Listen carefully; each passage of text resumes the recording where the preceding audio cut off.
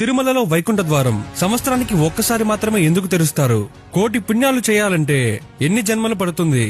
కానీ ఆ కోటి పుణ్యాలను ఒక్క రోజులో సంపాదించే మార్గముందంటే నమ్ముతారా?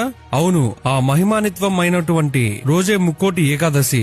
ప్రతి సంవత్సరం పుష్యమాసంలో వచ్చే శుక్లపక్ష ఏకాదశిని వైకుంఠ ఏకాదశి అని, ముక్కోటి ఏకాదశి అని, స్వర్గద్వార ఏకాదశి అని పిలుస్తారు. ఆ రోజు ఉత్తర ద్వారం గుండా మాత్రమే స్వామిని ఎందుకు దర్శనం చేసుకోవాలి? ఈ పేర్లు ఎందుకు వచ్చాయి? ఈ పుణ్య దినం వెనుక దాగున్న రహస్యాలు ఏమిటి?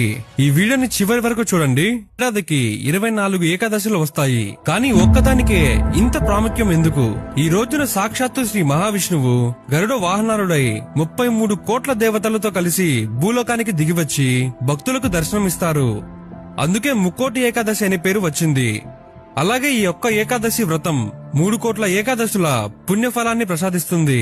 శ్రీ మహావిష్ణువు మురాసురుడితో యుద్ధం చేసి అలసిపోయి బదరికాశ్రమంలోని సింహవతి అనే గుహలో విశ్రమిస్తున్న సమయమది. లోకకంఠుడైన ఆ రాక్షసుడు స్వామిని అక్కడే అంతం చేయాలని దుర్బుద్ధితో గుహలోకి ప్రవేశిస్తాడు. అప్పుడు స్వామి దేహం నుంచి ఒక అద్భుతమైన దివ్యశక్తి ఉద్భవించి ఆ రాక్షసుడిని సంహరిస్తుంది. ఆ శక్తినే మనం ఏకాదశి అని పిలుస్తాము. అయితే ఈ మొత్తం ప్రక్రియ వెనుక ఒక భావోద్వేగ పూరితమైన ఘట్టం ఉంది.